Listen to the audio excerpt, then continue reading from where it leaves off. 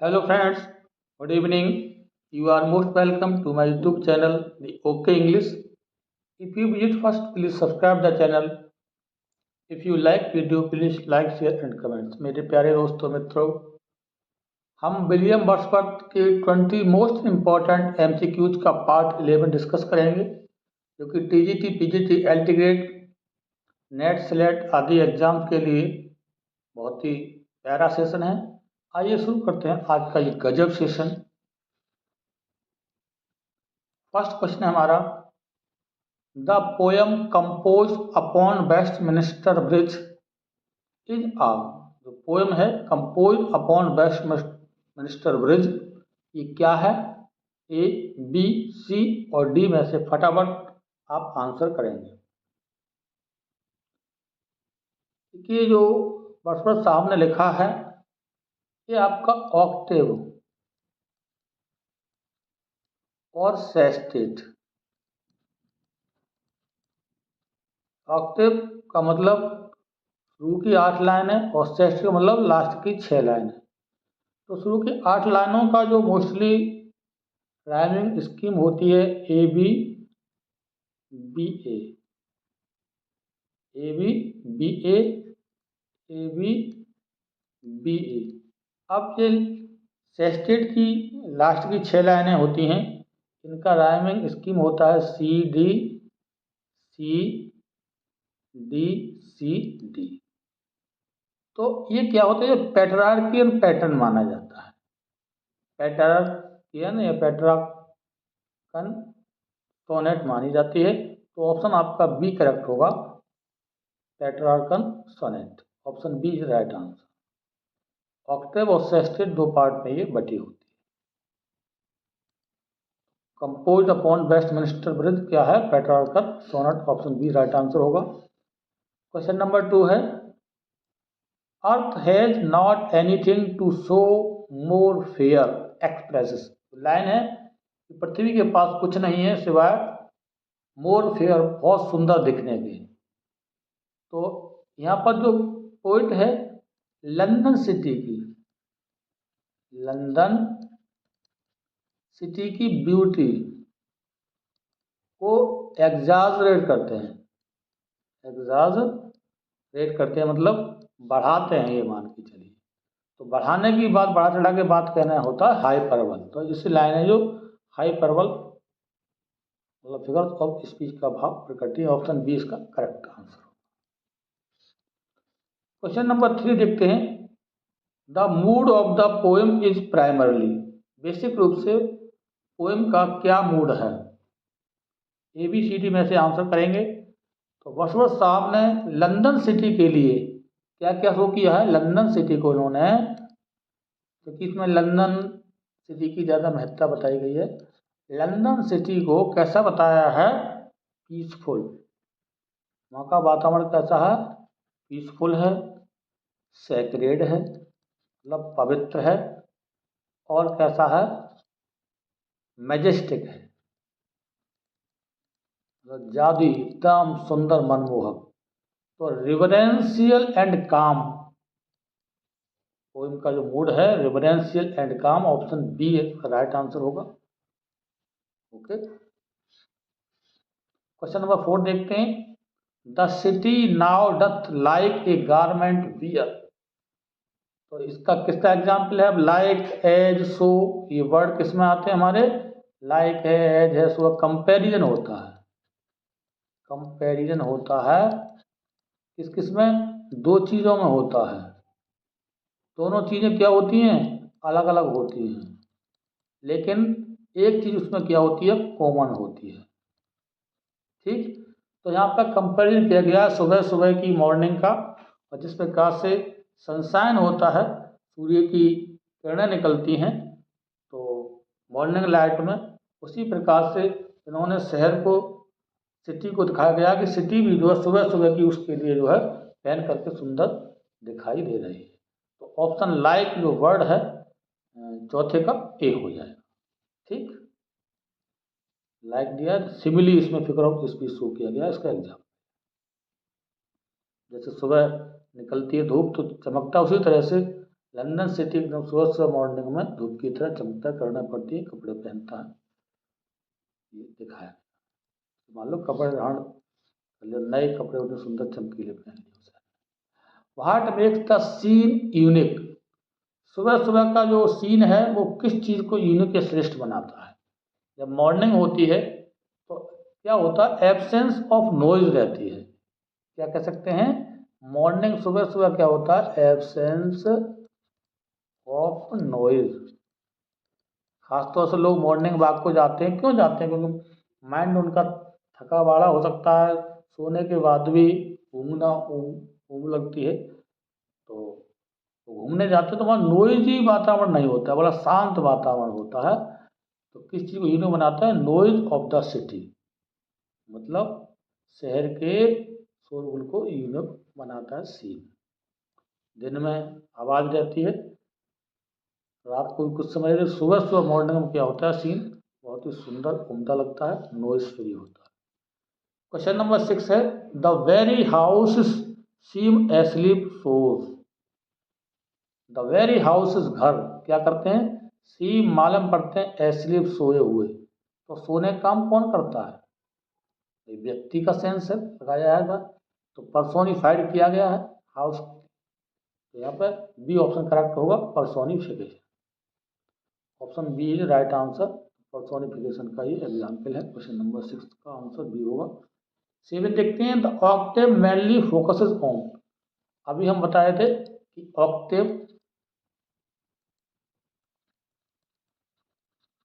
और सेस्टेट, ये दो पार्ट ऑफ पेट्रार्क सोनेट बटी होती है। तो ऑक्टेव में क्या दिखा गया, मतलब पहली 8 लाइनों में क्या शो किया गया है, किस पर फोकस करता है। तो इसमें मोस्टली पहली 8 लाइनों में क्या है, उन्होंने पूरी लंदन सिटी को ऑब्जेक्ट किया है, मतलब उसका डिस्क्रिप्शन दिया है लंदन सिटी की ब्यूटी का। क्या है, लंदन सिटी की उन्होंने ब्यूटी को उसमें परिभाषित किया, डिस्क्रिप्शन किया है। तो ऑप्शन बी करेक्ट होगा, description of London city, Octave part में यही का दिया गया है।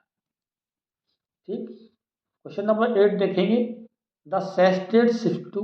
अब सेस्टेट में क्या चीज़ दिखाई गई है, जैसे पहले पार्ट होगा, दूसरा पार्ट सेस्टेट है। तो पहले में क्या हो गया, ऑक्टेव में लंदन सिटी की ब्यूटी दिखाई गई है। ठीक है, सेस्टेट में क्या चीज़ शो की गई है, क्वेश्चन नंबर 8 का आपका आंसर देना है। तो इसमें एक्सटर्नल डिस्क्रिप्शन दिया गया है, इंटरनल फीलिंग, मतलब एक्सटर्नल डिस्क्रिप्शन बाहर की चीज़ें, फिर इंटरनल फीलिंग अर्थात इमोशनल रेस्पॉन्स शो किया गया है। पहले तो लंदन सिटी की सुंदरता एक्सटर्नल हो गया, और फिर internal, internal emotional response. Option C इसका राइट आंसर होगा।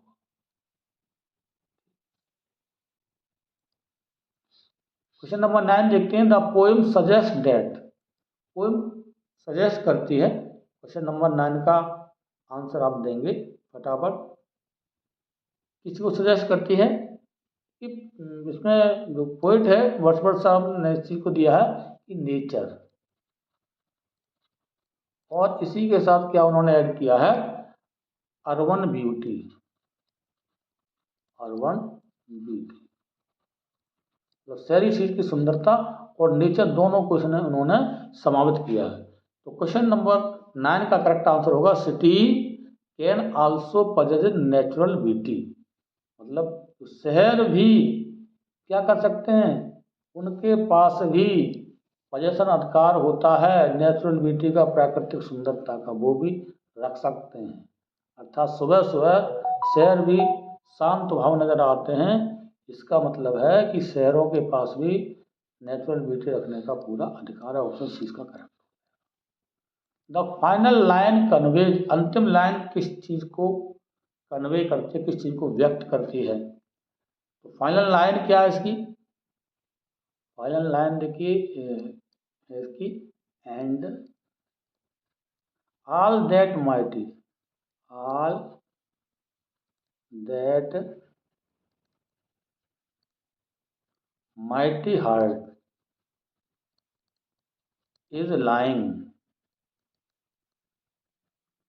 स्टिल, ये इसकी फाइनल लाइन है। ठीक,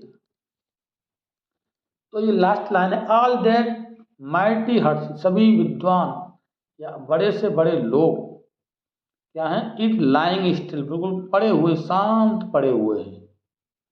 अर्थात वो भी जो है इस सुंदरता को देखकर क्या है, एकदम मस्त हैं। Awe and wonder, B option correct होगा, वो भी आश्चर्य व्यक्त कर रहे हैं। ऑप्शन बी इसका राइट आंसर, ये इसको कन्वे करते हैं।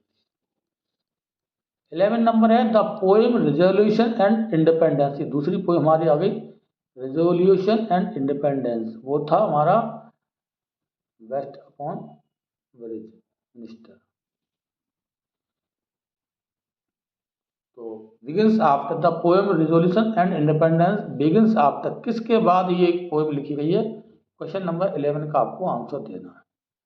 क्योंकि सुबह सुबह ब्राइट मॉर्निंग, उसके बाद क्या होता है, स्टॉर्म, एक तरह का आशा को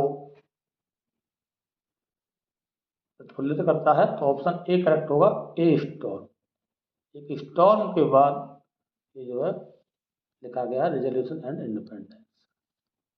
क्वेश्चन नंबर 12 देखेंगे, the poet sudden anxiety is due to, poet की सडन एंजाइटी, एंजाइटी आप समझते हैं, एक तरह की गुस्सा होना, चिड़चिड़ापन होना, किस कारण से होती है उसके अंदर ये सब चीज। क्वेश्चन नंबर 12 को आंसर करेंगे। तो यहाँ पर पोइट ने ये दिखाना चाहा है, जैसे जॉन मिल्टन ने भी फियर्स और इंस्टेबिलिटी को शो किया है अपने वर्क में कहीं कहीं, तो उसी तरह से फियर ऑफ पोइटिक फेल्यूर माना जाता है कि जहाँ पोइट अचानक जो है एंजाइटी में हो जाता, फियर ऑफ पोइटिक फेल्यूर, कि कहीं ना कहीं उसकी जो है पोइटिक फेल्यूर की उसे डर समाया हुआ कि उसका पोइटिक फेल्यूर ना हो। द लीच गैदरर रिप्रेजेंट्स, उसमें लीच गैदरर किस चीज को रिप्रेजेंट करता है? तो यहाँ पर leech gatherer he survives hardship, symbol of endurance, तो क्योंकि हार्श से गुजरता है लीच गैदर, लीच को, लीच आप लीची समझते हैं, उनको इकट्ठा करता है लोगों के लिए, है ना। तो इस चीज को रिप्रेजेंट करता है।